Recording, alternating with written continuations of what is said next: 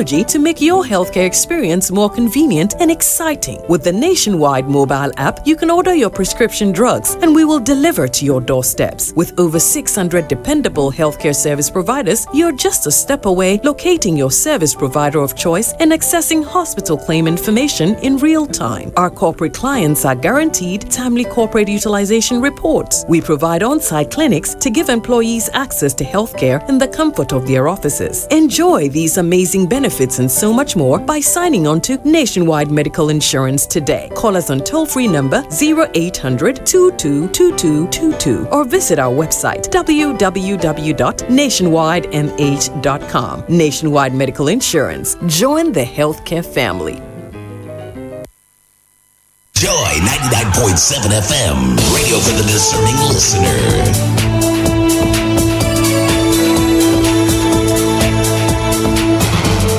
It's time for NewsNite, and coming up, minority in Parliament blames government for special prosecutor's inability to effectively discharge his duties. What we have done is in substance to create the desire to fight corruption, but take away the performance of that desire. But constitutional lawyer Martin Kpebu believes lack of resources and not an ally is rather hampering Mr. Amidu's work. In the scale of preference, he should put the need for investigators and technology and all those assistants ahead of the ally. We'll get government's reaction, plus hear from Ghana Anti-Corruption Coalition. Interior Minister assures justice will be served in the incident in which 7 residents of Aswase were killed by police for being suspected armed robbers. As Minority Chief Whip in Parliament warns, the peace there is fragile. There's a lot of festering agitations, and any minor incident may detonate already very fragile peace.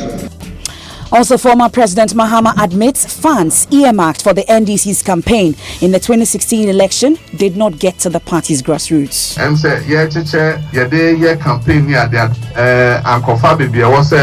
When we were sharing the campaign funds, it did not get to the right people. We have learned our lessons. He's been speaking about the current economy. We'll get details. And in business, the gold buying firms go to start paying investments that have matured to customers from tomorrow.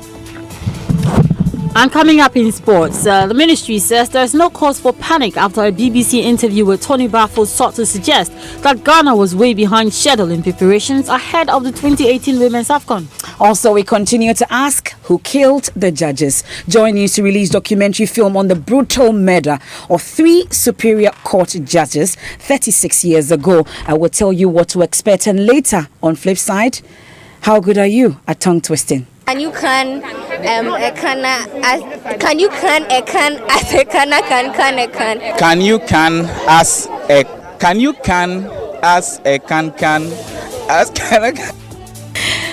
We'll put your test to the skills. Can you can a can as a can a can a can? You may want to join us with your thoughts and comments via WhatsApp on 0244 340 437. I am MFA Pao.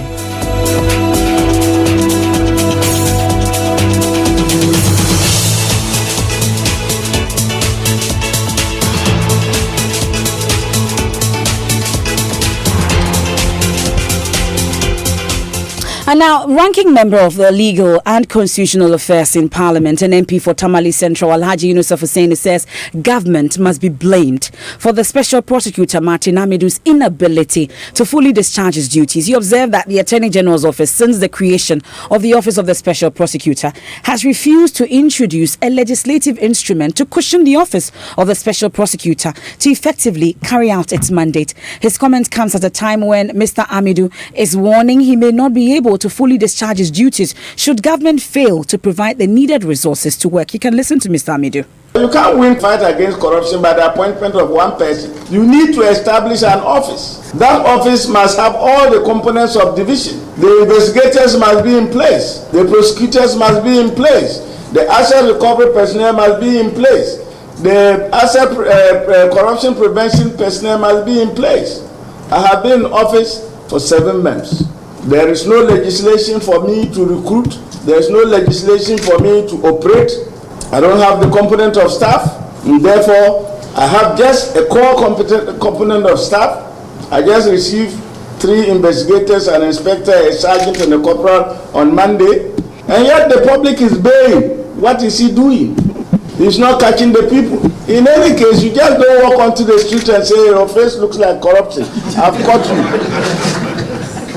I'm saying this for the public to understand that we have set up an office. We have to organize that office, have the requisite personnel. It doesn't take one day. My law says that 90 days after the assumption of office of the special prosecutor, pursuant legislation must be enacted. As we speak today, I have no legislation. So I use my common sense. The law says I can coordinate with other organizations. So I coordinate with the Auditor General. I coordinate with Yoko. I coordinate with other anti-corruption bodies so as to find a way by which we can begin to work towards the ultimate end. I have warned that if most of these things were not done by the middle of this year, then this office may not be able to be seen to be doing its mandate by middle next year. Because by middle next year, you are in election year. If I arrest somebody, you will turn up and look at it. Which party does he hold the insurance card from? So you had Special Prosecutor Mr. Martin Amidu. Let's speak to Alhaji Yunus Hussaini. He's a ranking member of the Legal and Constitutional Affairs in Parliament. Thank you very much for your time here on NewsNite. So you had the lamentations of Mr. Amidu. He's using common sense to run the office of the Special Prosecutor rather than an ally. Is that what the law was, projecting? Is that what was supposed to happen? Oh, thank you, Emifa, for this opportunity to engage in this debate, an interesting one, of Martin Amidu outpouring frustrations of his work at the Special Prosecutor's Office. Indeed, the law had contemplated that within 90 days after the promulgation of the Special Prosecutor's Office Act, the Attorney General would bring to Parliament a legislative instrument to operationalize the law. Indeed, initially, during discussions of the bill, it was suggested that it should be 7 days. It was moved to 30 days. Some said it was too short. Then they moved it to 45 days. And now 90 days, the Attorney General has not been able to comply to bring the legislation to operationalize the office. We had known that this could be a challenge. That was why we wanted to give a timeline. And he's only manifesting the fears and apprehensions of Parliament when we were setting timelines. We thought that 90 days was reasonable enough for the Attorney General to have brought legislation to Parliament to operationalize the law. And we have an emergency sitting. It's not been brought before Parliament. You haven't heard anything about this LI? No legislative instrument has been laid in Parliament to operationalize the law. Okay, let's get on to the other line. Mr. Yunus Hussaini, please hold on for me. I also have Mr. Samuel Abujinapo, he's a Deputy Chief of Staff, joining us on the line. Thank you very much for your time, Mr. Abujinapo. So it was moved from 7 days, 45 days. Now we have 90 days. Has it not elapsed? In respect of this legislative instrument to help the Special Prosecutor Martin Amidu to be able to function. You heard his lamentations, haven't you? Thank you very much, Madam, and a very good evening to your cherished listeners.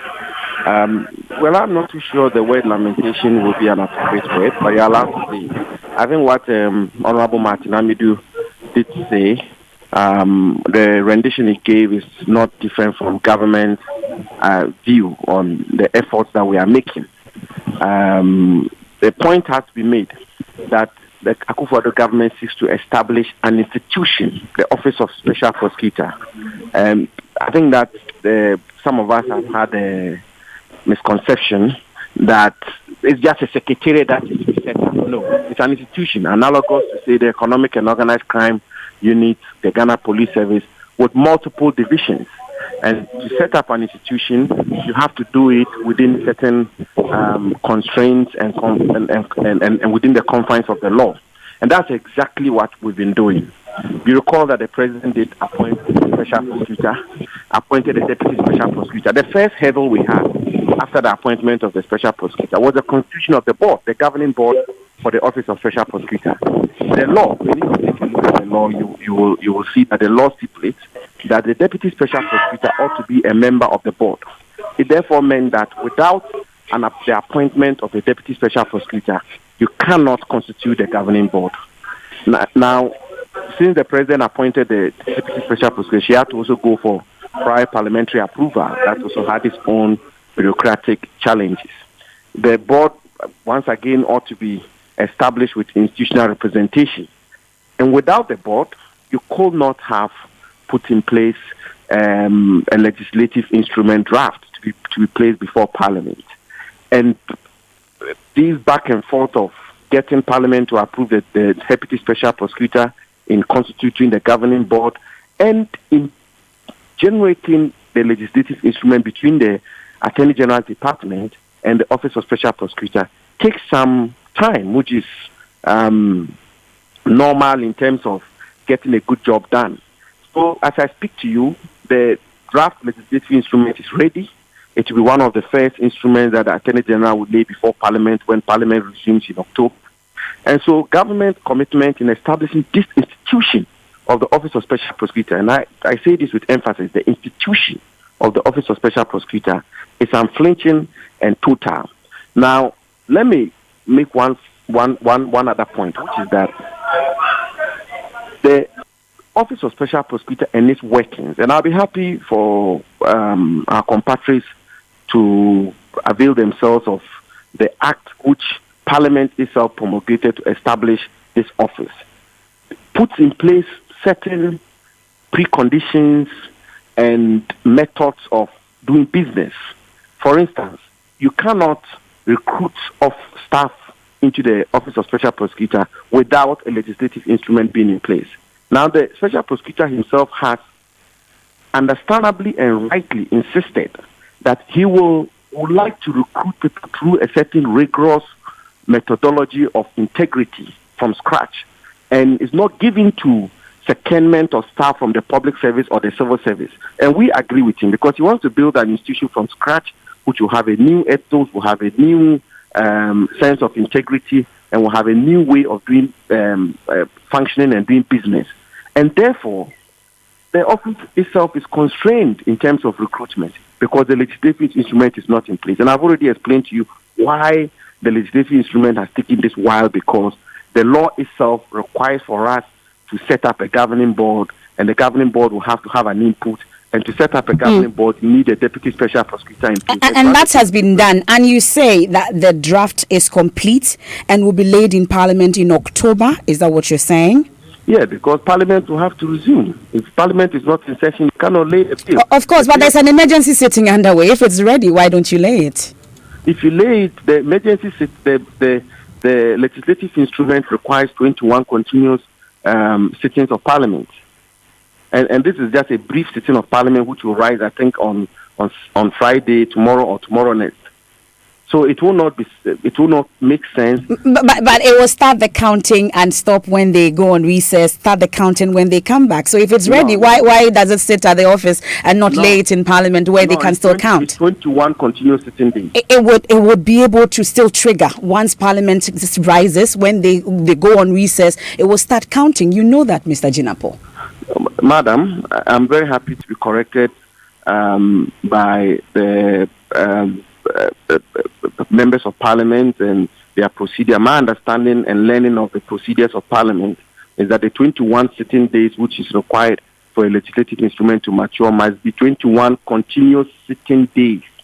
Are you with me? Yes, I'm with you. Of course, fortunately, we have the ranking member of Legal and Constitutional Affairs. He will educate us. If I may just finish. Please do. I'll be very happy to learn from Honorable Inisa Fuseni in terms of the procedures of Parliament. But the little learning I have about the procedures of Parliament is that you require 21 continuous sitting days. So if you were to lay it today and Parliament were to rise tomorrow, you lose all those days. Okay, that's fine. We will get that education. But I would want to find out, these concerns raised by Mr. Amidu, are they legitimate at all? Because the office has been set up, a governing board is in place, they can't recruit, they can't do anything. Because if he goes to court, any student of law can even challenge him. Under which legislation is he coming to court with? Well, I'm not too sure about that bit. Okay. But anyway, that's another matter we can talk about. But are his concerns legitimate, though? Are those concerns legitimate? Let me finish. I'm not too sure about a student of law challenging him if he were to go to court without the legislative instrument. I think that the legislative instrument is needed for the administration, not necessarily his prosecutorial powers. Those emanate from the current act. But that's beside the point. Now, And I ask if the concerns are legitimate. I'll give you a response. Please do. Please do. Now, there are legitimate concerns to raise. There are legitimate issues to raise. I like to put on record that government appreciates and recognizes the tireless and yeoman's job that Honorable Martin Amidu has done so far since his appointment as Special Prosecutor. I've worked closely with him. I've literally been in his office almost every week or every other week in terms of trying to build this institution from scratch. But the inertia or seeming delay, if you want to call it delay and all of that, are not born out of the lack of commitment from the government or the lack of commitment from the Special Prosecutor or incompetence of the Special. It is born out of none of those. It's born purely out of legal and governance constraints which have been placed on us rightly, and I want to emphasize rightly, by our parliament. This is a very important specialized office which is going to take up an important mandate with far-reaching consequences. So parliament, in its own wisdom, put in place checks and balances in the act. So you cannot, for instance, get up and begin to spend money on account of the Office of Special Prosecutor when the act had not been promulgated, for instance. You cannot recruit staffers through a methodology which is according to the whims and caprices of the Special Prosecutor without a legislative instrument in place. So, for instance, if the legislative instrument is put before Parliament, Honorable Minister of Hussein can raise issues as to the methodology that is going to be applied in recruiting staff, because that office is a very important, sensitive office. Okay. So my point is that, and I say this with all emphasis and with all modesty, government has done all it has to do in terms of setting up this institution from scratch. And just last week, the Chief of Staff chaired a meeting of multi-sectorial organs of the government: Ministry of Finance, Ministry of Works and Housing, the Attorney General's Department, Public Services Commission, Civil Service, the Special Prosecutor himself, the Secretary to the Special Prosecutor, myself, and some other officers of the Office of President.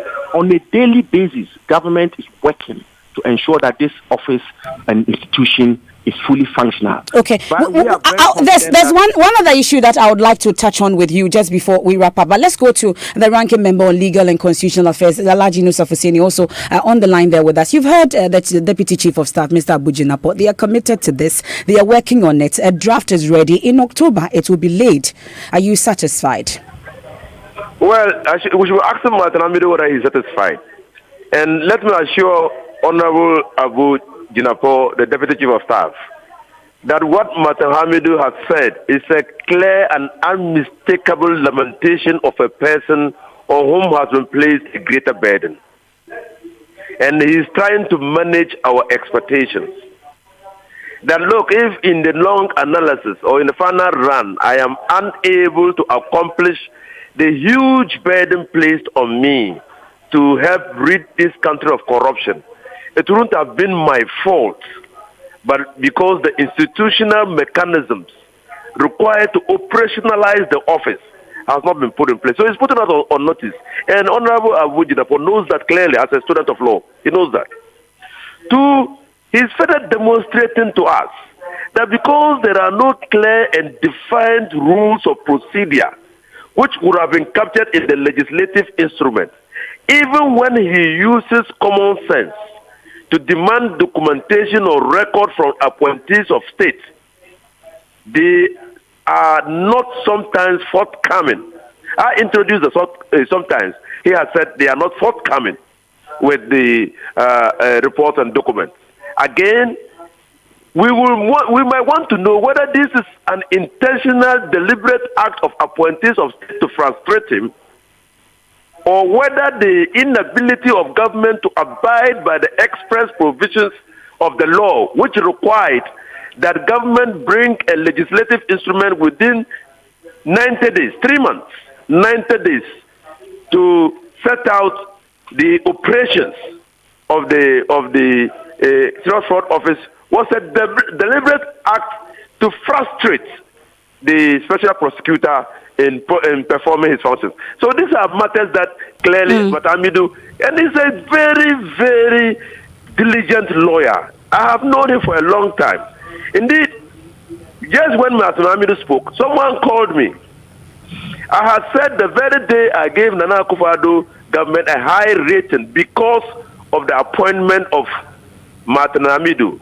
Someone had drawn my attention to it by saying that I should be careful in awarding marks so quickly because that might be a farce.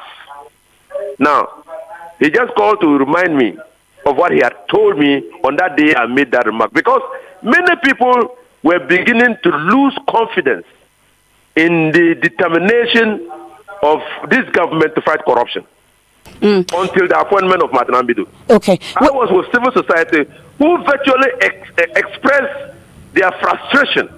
And so when Martin Amidu was appointed, there was a restoration of some expectation that this government was bent on fighting corruption. What is happening is getting people rethink their positions. Mr. Alhaji Yunus Hussein, we are grateful. So, Mr. Jinapo, you heard them, because there have been talk that there were high expectations when Mr. Amidu was appointed, but it looks like with all that is going on, it looks like you're not committed to the fight against corruption after all. True? Well, thank you very much, Madam, and I'll be very grateful. The name is MFA, though. That's a few minutes to make a few points. Number one, this is not a political football for us to kick. I mean, I can understand Honorable Yunus Hussein very well. He served in a government which never ventured in putting in place any institution to fight corruption. I mean, corruption was very much glorified under the administration. So he doesn't know what it takes to build such an institution. So he can go on like that, and we will accept it. He's never tried. I mean, as they say, if you don't venture, nothing ventured, nothing gained. So he's never ventured before. They've never tried to set up an office of special prosecutor. We have ventured into it. The president has made a commitment. He's ventured into it. And the man who doesn't get into the battlefield never get muddied. And so that's Yunus Hussein for you. Now, on a more substantive note, the special prosecutor himself made the point publicly when he contributed to the discussion at the conference that government is taking steps and doing all it can to make sure that the office of special prosecutor is fully functional. I want to reiterate, madam, that it doesn't take a day, it doesn't take 2 days, it doesn't take overnight to establish an institution. Even if the president wanted it established in a day, the president is enjoined by various legislation and laws of our country for good reason and for good purpose. It's enjoined by the Public Financial Management Act, for instance. The Ministry of Finance is put a budget line for the Office of Special Prosecutor. The Office of Special Prosecutor cannot spend that money. Of course, but the framers of the law knew that it can't be done within a day. That's why I'm sure they put it up to 90 days that we will be at least be able to get the LI. And that has not even happened. So we know that it can't be done in a day. The Attorney General is notified Parliament officially as to the reasons why she's not been able to lay the legislative instrument within the 90 days. And the reasons she gave are the reasons that I have just articulated, which is that she could not possibly, and it would have been completely irresponsible if she had gone ahead to lay a legislative instrument without the input of the Office of Special Prosecutor. The Special Prosecutor himself rightly insisted that he needed a board in place for the board to take a look at the legislative instrument before he can okay it. And rightly so, the board had to put in place. Now I want to conclude and make a final point. Briefly. That I want the Ghanaian people to take note of the discussions that have just gone on. This government is totally committed to the fight against corruption. This government will do all it can, and we are in the process, and very soon this office will be fully functional. Honorable Martin Amidu will have each and every tool he requires to fight corruption. I just want to caution, and I want all of us, journalists, to pay attention to this day, that when he begins to discharge his mandate, we don't have the same people who are crying that why resourcing the special prosecutor, crying wolf at that time. Let us all live by principle and be truly committed to the fight against corruption. Let's watch this day. We're grateful for your time. Samuel Abujinapo is the Deputy Chief of Staff joining us on the line. We'll quickly get the thoughts of a constitutional lawyer, Mr. Martin Pebu. He slightly disagrees with the minority's position. He's of the opinion that without the legislative instruments, Mr. Martin Amidu can still be efficient when the necessary resources are provided in the discharge of his duties. Mr. Martin Pebu, why so? Yes, hello. I can hear you, Mr. Kwebu. So you're saying that even without the LI, Mr. Kwebu, Mr. Martin Amidu, I beg your pardon, can still be efficient? Oh, to a certain extent, yes. Because you see, the point I'm making is that in life, you always need a scale of preference, okay? Because you don't have resources to solve all your needs at once at the same time. So, looking at the scale of preference, it's my opinion that Mr. Hamidu needs investigators, prosecutors, and other supporting staff more than the airline. You see, so if we are talking about his problems, his challenges, we should look in terms of. Yes, hello? But he needs this ally to be able to recruit, not so? Oh, not necessarily. Look, you see, the ally specifically, the recruitment is not captured under that section. As far I have a copy here, I don't see recruitment under that section 78. No, look, the other section that provides for recruitment is a substantive part that they may recruit and also that they may second other people. So what from other government institutions? So the point is that, you see, we need the resources mainly for the investigators, prosecutors, and other divisions as we stated. So let's have a scale of preference. Let's solve those first. And then, as Abu Jinapo stated, in October when Parliament comes, then you lay the ally and then we get on with it. So that you see that, MFA, the point is that if we don't articulate the problems well, it will be like we are all over the place, crying as if everything else should stop, and then the special prosecutor will be fixed before everything else continues. We won't get that. So let's articulate clearly. He himself even stated it. You played the tape. He said he doesn't have investigators, he doesn't have prosecutors, and all the other divisions. So that is where we should place much of our attention for now, because as from what we are gathering, Parliament is on recess. So let's not make the conversation too complicated. Let's deal with it. Have they released enough funds for him? Does he have enough offices that for his supporting staff and all that? So that is the point I'm making. And besides, I even made the point that there is a constitutional case, that is the Balkan Energy case. You see that was a case involving a ship, the Kwame Nkrumah drill ship, right? Under Article 181, Parliament has not yet made laws to deal with economic transactions. You see, we basically have laws about loans. Yet, the same article says that Parliament should modify laws for economic transactions. Okay. When that case went to the Supreme Court said, look, the fact that Parliament has not yet made specific laws doesn't mean that some of the modifications cannot be seen. In other words, some of the modifications are clear. For example, you need parliamentary approval in that context. So in one word, what I'm saying is that the main things that he needs is about resources, the main, and not the ally. The ally is also a form of resource. Okay. But that's not the highest in terms of the scale of preference. That's all that I'm talking about. So it's about getting the scale of preference right, or as we usually say, his priorities right. Right, okay. We are grateful for your time. Lawyer Martin Pebu there. You're still listening to NewsNite here on Joy 99.7 FM. Now, founder of defunct Unibank, Dr. Kwabena Dufour's push to regain control of his bank will not end anytime soon, as the Bank of Ghana is demanding that the case is moved to a different court. It is currently at the general jurisdiction of the High Court, but lawyers of the BOG, the commercial division, to handle the matter. Dr. Dufour is challenging the Bank of Ghana's revocation of Unibank's license, asking for an order that the Bank of Ghana gives him back his bank, according to the statement of claim. Joy News' Joseph Akable was in court and filed this report. The case was first called on Tuesday with a fresh motion filed by the BOG top of the agenda. This motion is asking the court to strike out the writ filed by Dr. Dufour. This could not be heard as the BOG's legal team asked for an adjournment. When the case was called on Thursday, BOG's counsel Frank Davis asked the court to halt proceedings. He said they believe the case ought to be heard at the commercial and not general jurisdiction division. They are therefore written to the Chief Justice on that.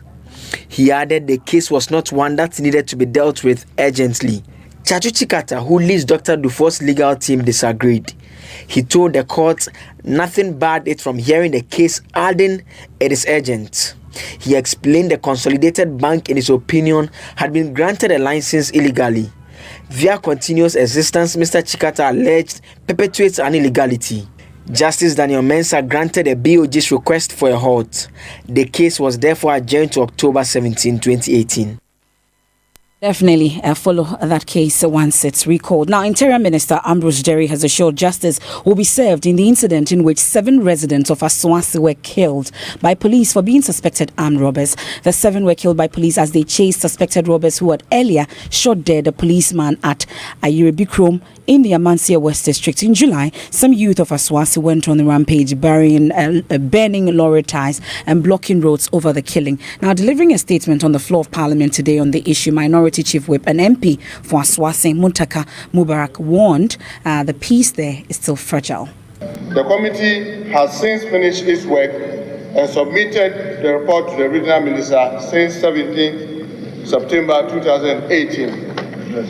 Whilst the regional minister is at it, there's a lot of festering agitations, and any minor incident may detonate already very fragile peace.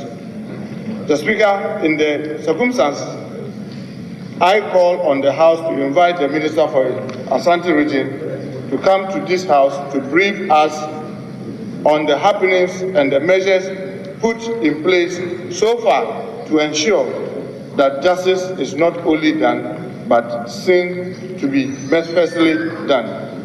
Mr. Speaker, I want to take this opportunity to continue to plead with the youth in Aswasi constituency, and for that matter, as government for municipality, to remain calm whilst efforts are being made to ensure that justice is done, and especially while the report is out. I will plead with the community elders to continue to hold the community together and the youth, that they should know that even if justice is being sought, it can only be sought in a peaceful environment. It cannot be sought in a chaotic environment. So that's the MP for the area, Muntaka Mubarak. Now, Interior Minister Ambrose Derry says the presidency will soon act on the report of the investigative committee. As I speak to you, Mr. Speaker, I can confirm that the regional minister has forwarded the report to the presidency and is now under study, and we're going to make sure that the report is taken seriously and justice is done. I want to appeal to all concerned to listen. I join the Member of Parliament to appeal to all residents to remain calm, and that we will make sure that their rights are respected and that justice will be done in this matter. Thank you, Mr. Speaker. That's the Interior Minister, Ambrose Derry. You're still listening to NewsNite. We'll take a quick break and we'll do business with George Riafe. When we return, we're still asking who kills the judges. Join you to release documentary film on the brutal murder of 3 Superior Court judges 36 years ago. We lack the capacity to handle cases like this. We should quickly. We'll tell you what to expect. And then later also on flip side, how good are you at tongue twisting? We'll get you that, I'm sure. We are asking, what can you can a can as a can a can? Read us. Can you can a can as a cancer can a can? I can do that slowly. You can do it slowly. Is it in literature that they call alliteration or what? It's a tongue twister, they call it. Okay, interesting. Or the game, you know the game that they also call Twisters? Twister, yeah, that's on the floor. Yeah. Mm-hmm. I'd love to play one with you. No, you be that a big boy. What's in business? Nothing. What business? Men's Gold is in the news again. Understand they are saying that from tomorrow MFI, if you have investment with them, they should be able to start paying interesting, and lots of statements flying around the also in court as well. Interesting developments there. Also, we hear from an economist, Professor Godfrey Bobkin, on IMF stands on the China-Sina Hydro deal. The business news on NewsNite is brought to you by MTN Business. Welcome to the world of business. Kingdom Books and Stationery, your number one stop shop for all your office essentials. In this part of the world, we rise early, way before the sunrise. We plan, we pray, we prep, just so we are a step ahead. We keep the conversations going to stay connected to family, friends, and business. They say, Agrobeswa Ifrianopa. Start your day bright with MTN Kokroko. For only 1 Ghana cedi, you can enjoy 400 megabytes of data and 30 minutes of free MTN to MTN calls every day from 5 a.m. to 8 a.m. everywhere you go. Dial *138# to buy MTN Kokroko bundle now.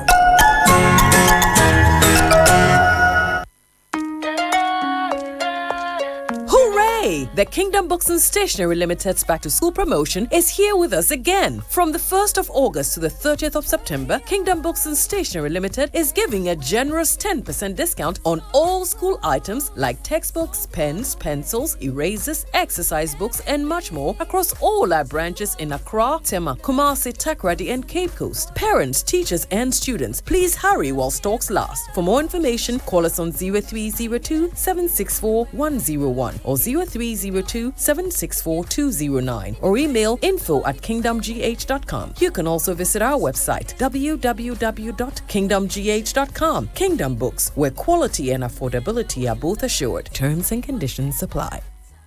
Joy 99.7 FM.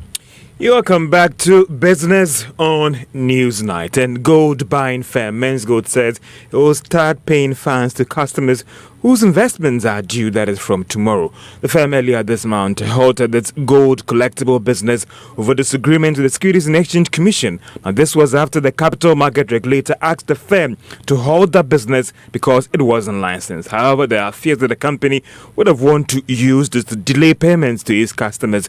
But speaking at a news conference, the spokesperson for Men's Gold, George Quay, says the customers whose investments are due can actually come to the company for payment. Press briefing. Before I start, I would want to give a special recognition to the board chair of Men's Gold Ghana Company Limited, lawyer Fred Frimpong, management members of Men's Gold staff, invited journalists, and ladies and gentlemen. Men's Gold Ghana Limited has filed suit this afternoon against the Bank of Ghana and the Securities and Exchange Commission. We have been constrained to do so because we have been left with no other choice. Under the circumstances, we have filed suit to seek a healthy determination of our rights to enable us make progress. In the interim period, we are very much alive to the needs of our customers.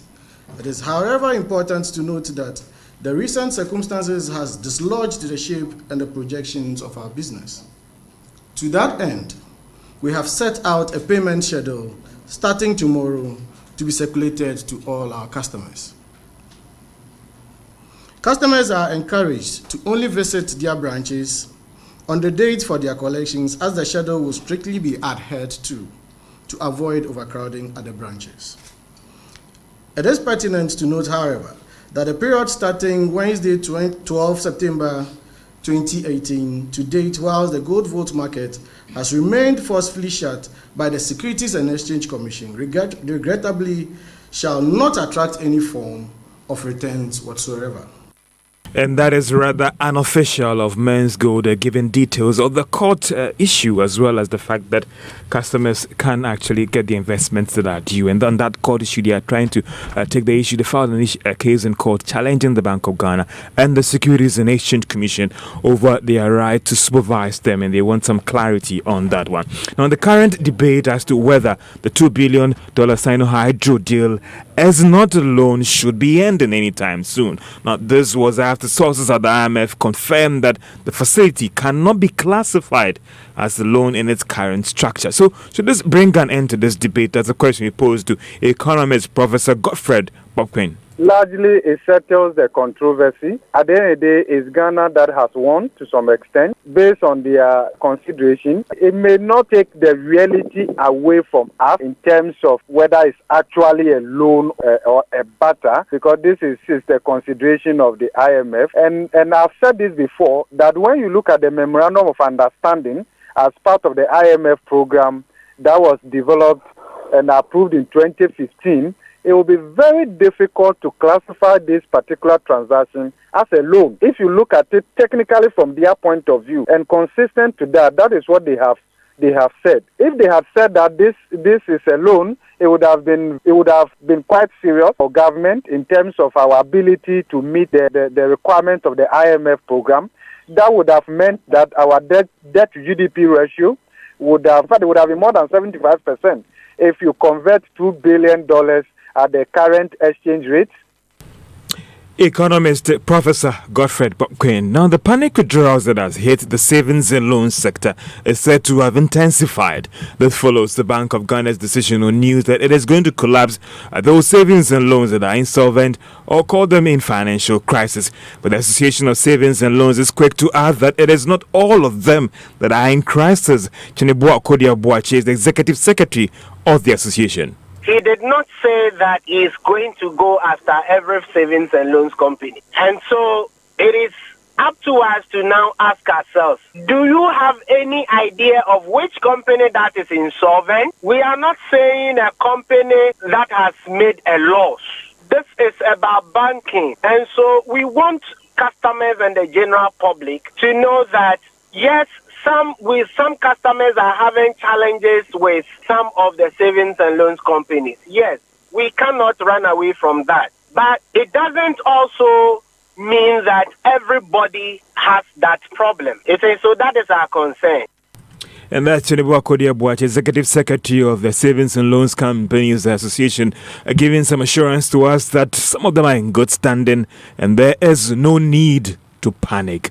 Now, Chief Executive of the Ghana Trade Fair Company says small businesses of this year's event will focus on small businesses. Speaking to Joy Business after the opening of the event today, Dr. Agnes Edu disclosed that this year's event will be structured in a way to rake in more revenue for the company, especially as he embarks on a program to revamp the sector. Grant sales is actually a way to support our own local economy. It's a way to support our local industry. This government's agenda is to industrialize Ghana. And so once you've industrialized yourself, how do you now showcase your goods and services to the rest of the world or to the regions? And so grant sales is really a platform that Trade Fair creates.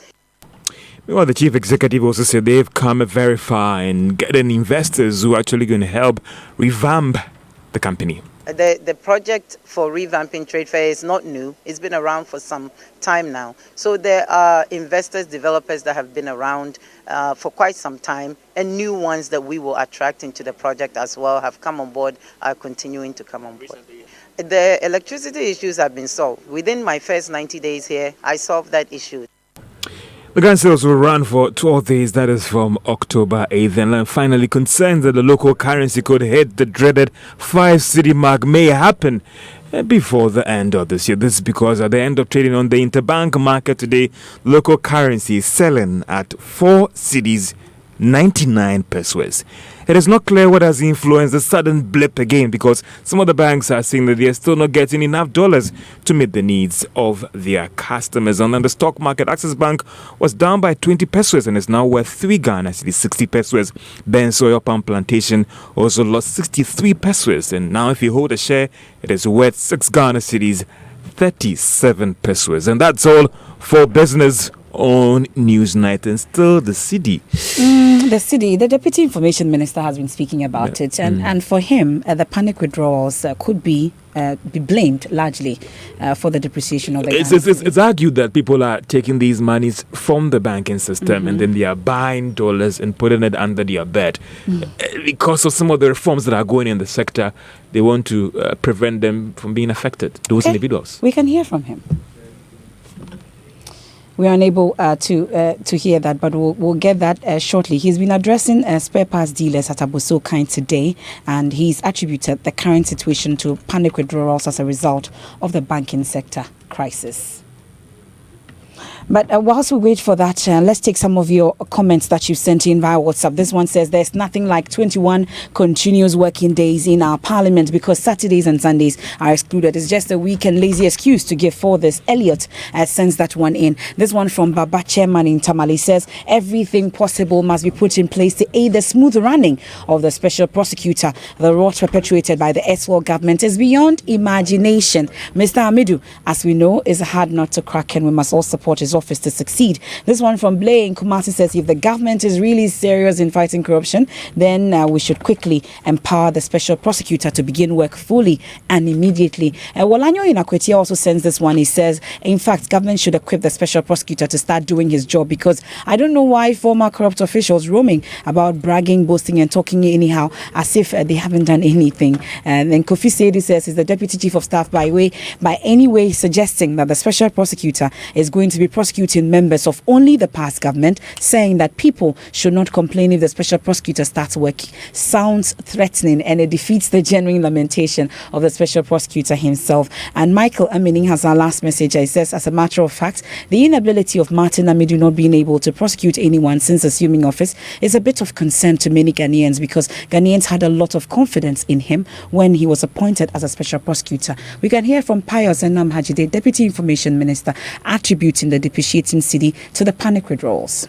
The banking crisis caused a lot of panic withdrawals. That put a lot of pressure on the Ghanaian cedi. That panic withdrawal no so edi pressure kakra SCC di no so. Sisi a amanfo ehune se banks no aban no. Now the government has intervened and stabilized the system, confidence is returning. Sankrofo no afei na omuso and those who went for their monies during the panic era are taking the monies back to the banks. These two things put a lot of pressure on the Ghanaian cedi, but it's all changing now.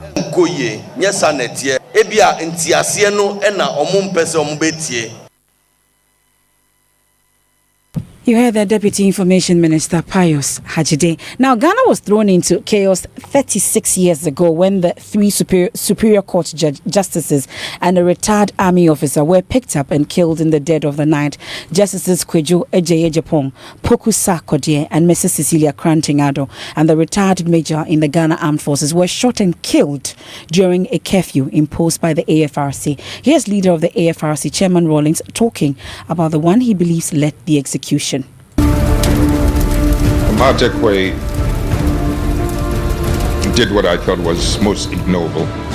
I'd known Amatekwe as a very disciplined person, as a person who was not a liar, not a thief, a man who commanded a lot of respect, a very dedicated person. And for him to have been engaged in the misuse of soldiers to do what he did when we came into office. Sir, with respect, if I could draw you back. Don't. I'm building it up.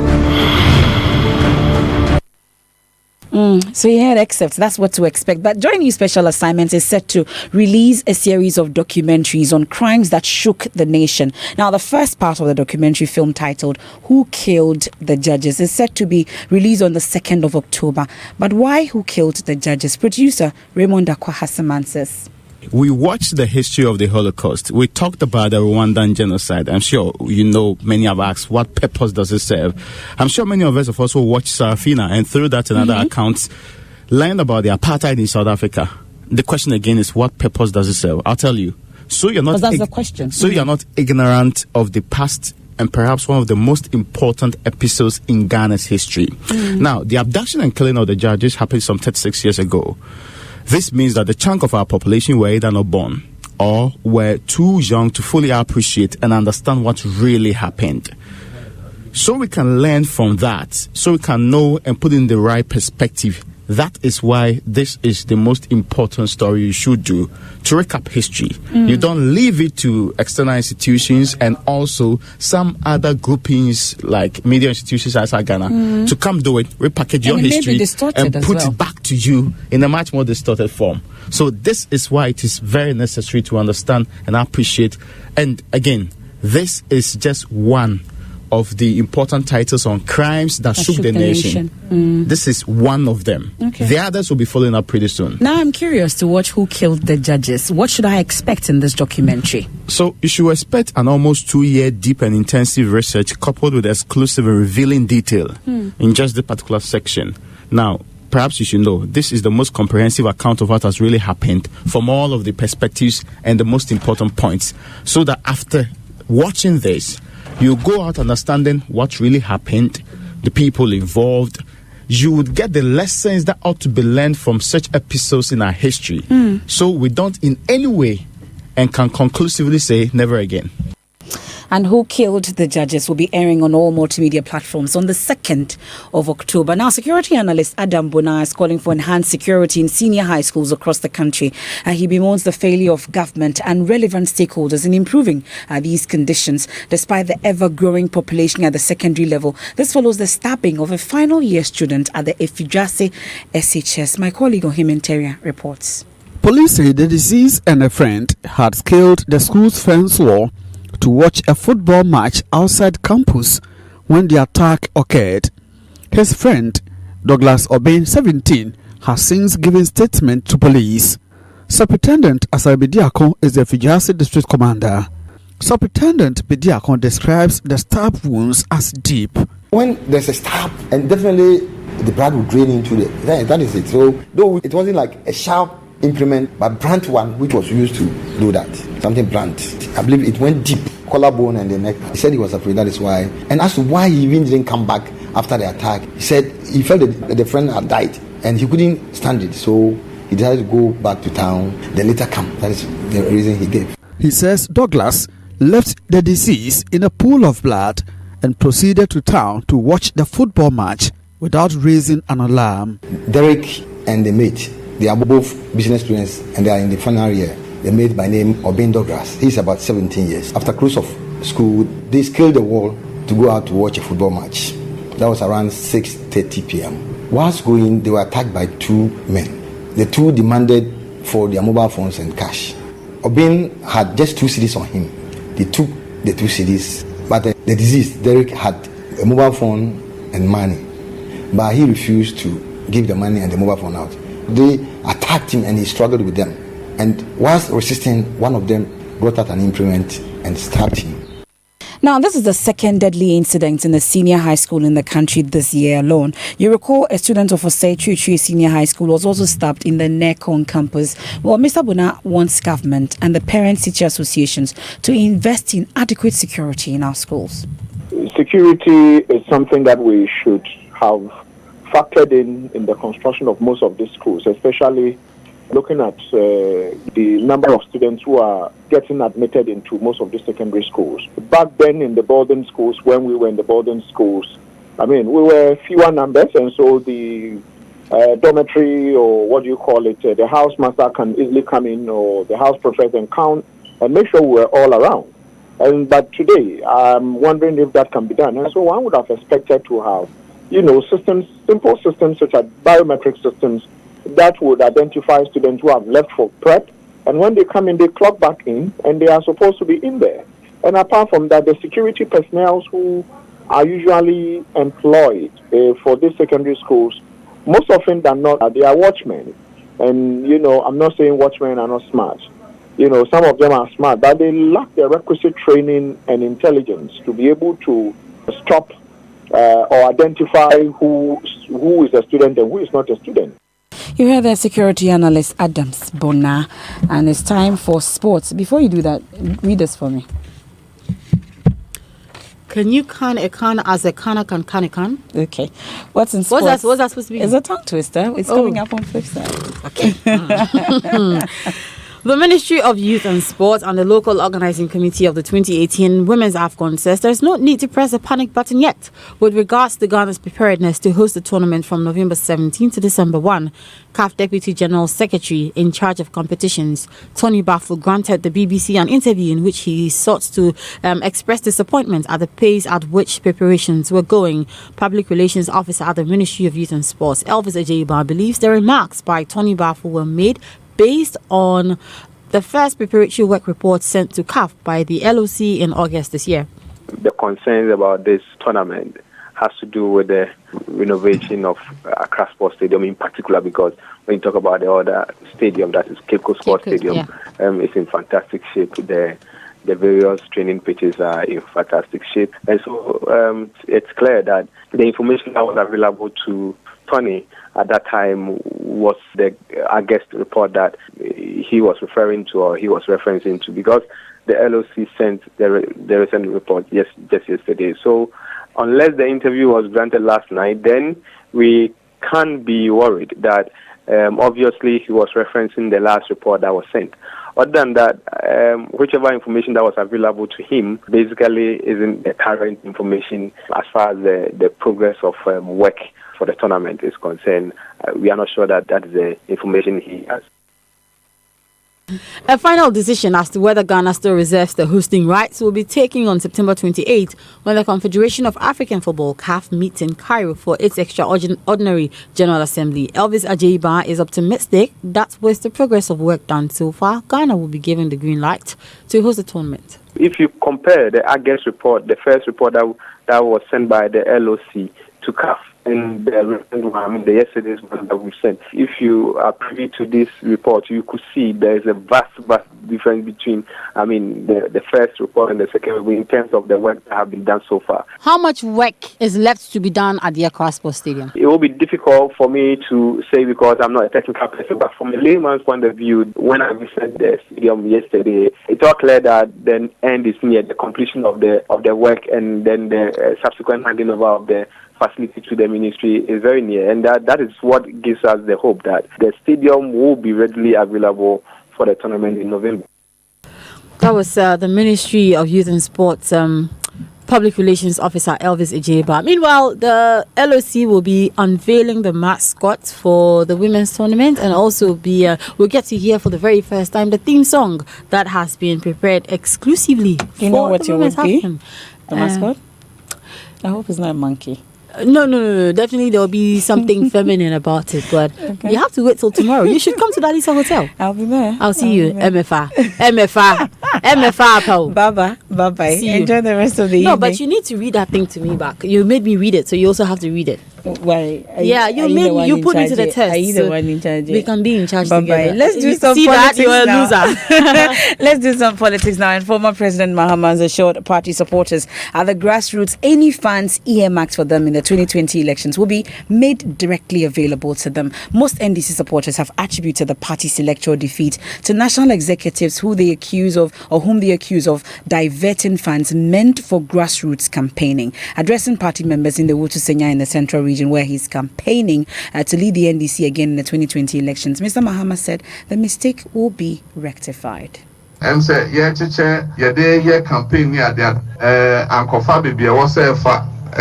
When we were sharing the campaign funds, it did not get to the right people. We have learned our lessons. 2020,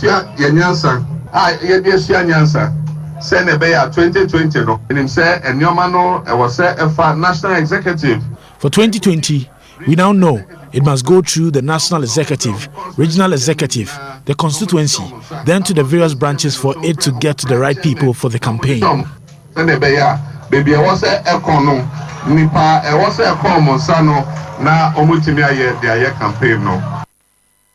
Mr. Mahama did not end without taking a swipe at the NPP government over the recent fuel price increases.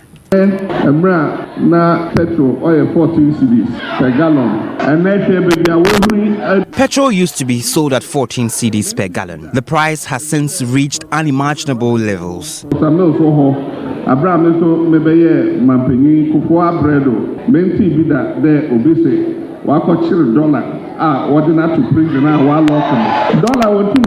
It's unprecedented that a politician said that they had arrested the cedi and caged it so it does not depreciate.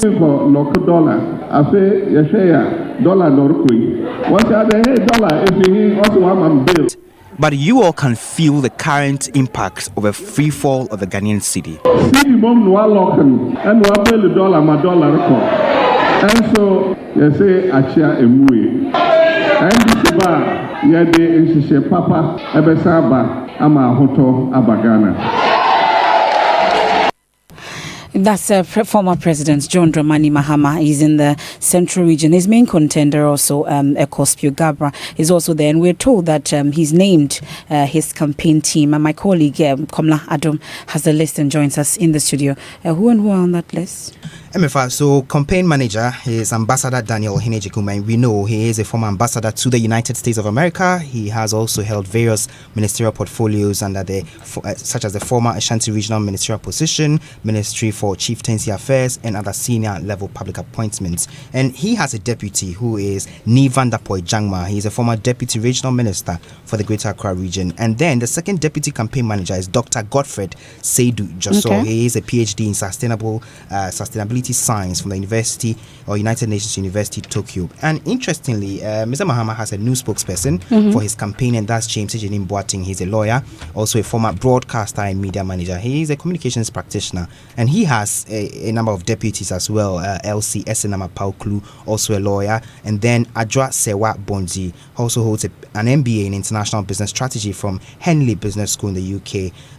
She is also one of the deputy spokesperson for the John Mahama campaign. Okay, that's the new list, therefore, that make up John Mahama's campaign team.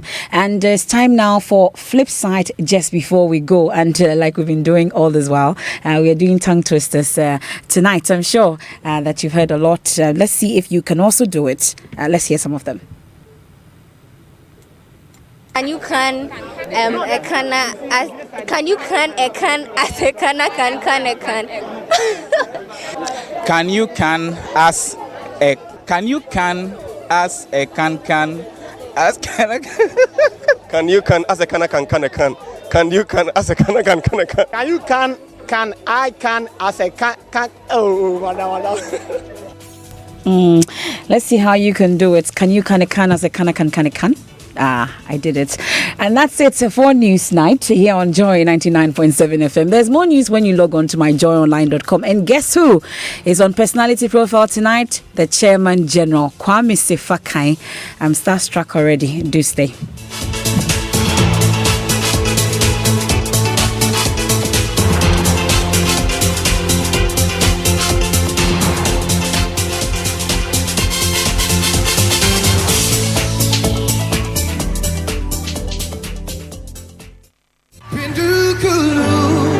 This October, we sing to the heavens as the MTN stands in worship. It's been a great year, and we have every reason to go before the throne in thanksgiving. Come, let's worship our Maker as we are led in worship by great servants of God. The Venerable Pastor Joe Beecham, Yao Sapo, Eugene Zuta, the Bethel Revival Choir, Obapa Christie, Celestine Donko, Koda, Sami Oposo from Nigeria, and from South Africa, Patrick Duncan. MTN stands in worship comes up on the 6th of October at the Fantasy Dome Trade Fair Center, Accra at 6 p.m. sharp. Dial *711*85# to purchase your ticket via mobile money. Media partners: Multimedia Group, Peace FM, Sunny FM, DDP Outdoor, Graphics Communications Limited, 3 Music, Footprint TV, and Praise TV. Join us, praise God, as we say thank you for how far He has brought us.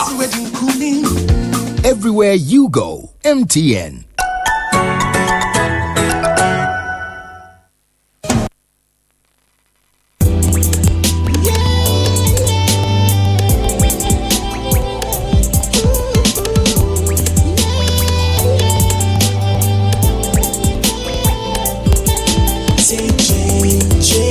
Joy that I give.